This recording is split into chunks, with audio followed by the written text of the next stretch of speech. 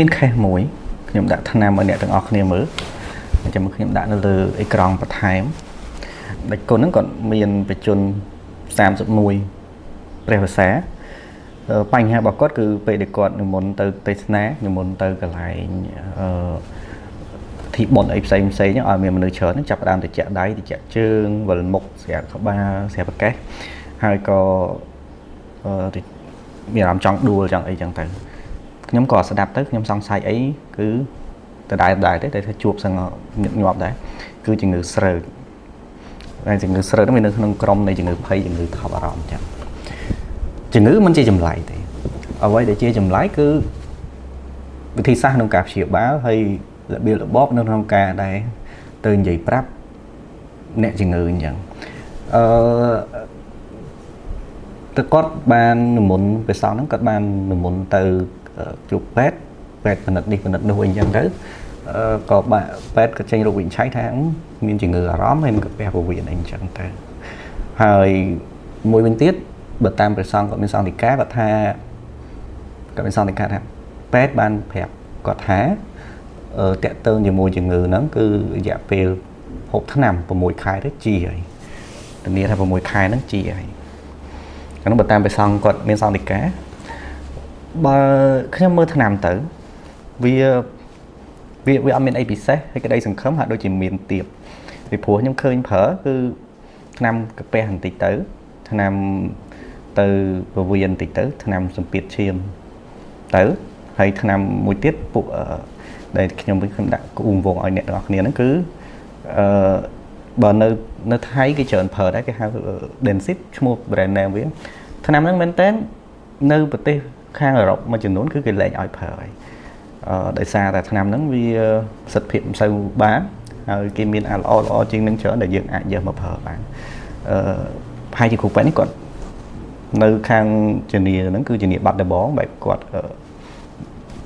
ធ្វើតាមលំនាំគ្រូពេទ្យដែលអ្នកជំនាញដែលគាត់មកពីថៃអីចឹងទៅទាំងអត់បានចាប់ផ្លឹកឬក៏ដឹងថាឆ្នាំហ្នឹងមិនសូវមានសិទ្ធិភាពចំណុចមួយដែលខ្ញុំចង់សង្កត់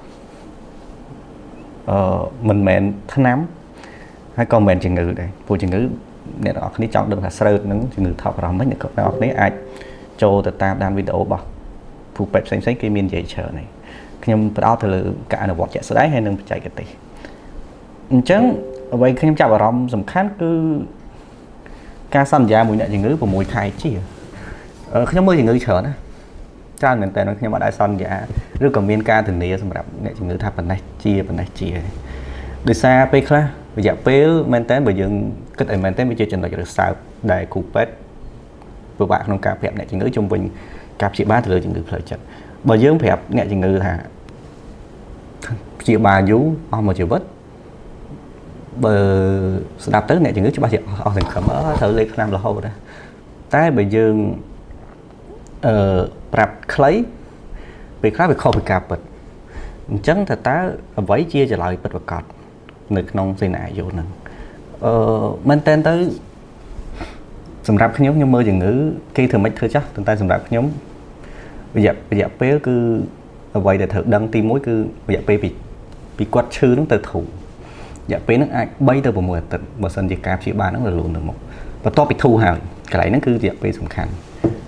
សម្រាប់យើងដឹងរយៈពេលមិនសំខាន់ក្នុងជំងឺទេបានន័យថាម៉េចតែប៉ុន្តែអ្វីដែលសំខាន់គឺពីឈឺទៅធូរអាហ្នឹងបានសំខាន់ព្រោះយើងទៅធ្វើការវិញបានយើងរលួយវិញបានតែរយៈពេលដែលត្រូវនៅមួយអាសន្នគឺជារយៈពេលដែលមានការប្រែប្រួលពីជំងឺមួយទៅជំងឺមួយពីមនុស្សម្នាក់ទៅមនុស្សម្នាក់ទៀតហើយបញ្ហាជាញឹកញាប់គឺអ្នកខ្លះថា6ខែដល់ពេលញ៉ាំហើយ1ឆ្នាំ2ឆ្នាំមិនទាន់ឈប់បានផងអាហ្នឹងគឺកន្លែងហ្នឹងខ្ញុំអត់ដែរធានាទេប៉ុន្តែអ្វីដែលគួរធ្វើគឺយើងត្រូវព្យាយាមប្រើថ្នាំឲ្យតិចប្រើថ្នាំកុំឲ្យមានសារធាតុញៀនប្រើថ្នាំដែលប្រើយូរទៅមិនមានប៉ះពាល់អីអាហ្នឹងគឺជាអ្វីដែលយើងត្រូវធ្វើហើយមួយទៀតប្រើថ្នាំដែលឲ្យមានប្រសិទ្ធភាពឲ្យគាត់ធូរទៅធ្វើការវិញបានថ្នាំនេះគាត់ប្រើដល់6ខែតាមគ្រូពេទ្យទៀតប៉ុន្តែគាត់ទៅធ្វើអីអត់តាន់កើតទេនៅតែមានភ័យមានខ្លាចតែហើយអ្នកនរគ្នាអាចនឹងឆ្ងល់ព្រះសង្ឃហើយនៅអាចឈឺទៀតជំងឺខ្លះអត់ប្រកាន់ទេអត់មានប្រកាន់ថាយើងជាអីទេឧបមាដូចគ្រុនឈាមតែតើយើងបើឧបមាថាយើងជា ព្រះសង្ឃមានធម៌ពេញខ្លួនតើជំងឺគ្រុនឈាមយើងនឹងអាចកើតនឹងអាចកើតនេះវាមានប្រកាន់ណាគេជាណាគេទេជំងឺផ្លូវចិត្តដូចគ្នាពួកពេលខ្លះវាតាក់ទងជាមួយនឹងសារធាតុគីមីក្នុងខួរក្បាលក្នុងការដែលវានិយាយគ្នាការប្រស័យតាក់ទងគ្នាការចោលការដែលវាធ្វើសកម្មភាពផ្សេងៗនៅពេលដែលវាមាន error ណាមួយគឺវាអាចកើតអញ្ចឹងវាអត់ធានាគាត់ថាបើសិនជាយើងជាព្រះសង្ឃការយល់ដឹងពីការអប់រំចិត្តអីមួយចំនួនវាអាចធ្វើឲ្យយើងនឹងស្រាលជាងអ្នកដែលគាត់ដែលថាមានមិនសូវមានស្មារតីរឹងមាំពីដំបូងអីចឹងទៅអញ្ចឹងសរុបមកវិញមកខ្ញុំចង់និយាយថាអញ្ចេះបើយើងជាគ្រូពេទ្យយើងមិនមានចំណេះដឹងខាងនឹងគ្រប់គ្រាន់ដូចខ្ញុំក៏មិនចេះអស់ដែរជំងឺខ្លះដែលមិនមែនចំជំនាញយើងគឺយើងគួរណែនាំទេទៅកន្លែងណាឲ្យចំកន្លែងជាជាងយើងអូខេទៅមើលជំងឺធានាគេរយៈពេល A B C D អីចឹងហើយការព្យាបាលដែលមិនមានភាពទៅមុខអីចឹងចំណាយទាំងពេលវេលាចំណាយទាំងលុយកាក់ទៀតឆ្នាំនេះបើតាមខ្ញុំសួរដេចគុណមួយខែអស់ 24,000 មិនអាក្រក់អីពេកទេប៉ុន្តែអ្វីដែលខាតគឺខាតពេលវេលាហើយមែនតើគ្រូពេទ្យ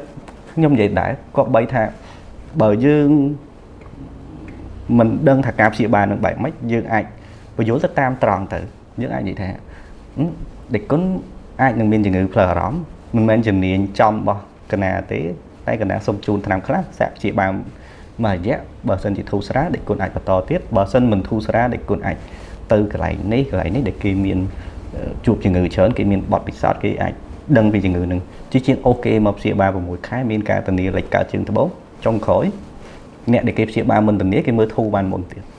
អាហ្នឹងអញ្ចឹងពេលខ្លះវារឿងស្ដាយពេលបន្តិចអញ្ចឹងថ្ងៃហ្នឹងខ្ញុំមានការចែកម្លែកប៉ុណ្ណឹងសង្ឃឹមថាជាមេរៀនមួយសម្រាប់ឲ្យយើងយល់ដឹងទាំងអស់គ្នាហើយសូមអរគុណសូមជម្រាបលា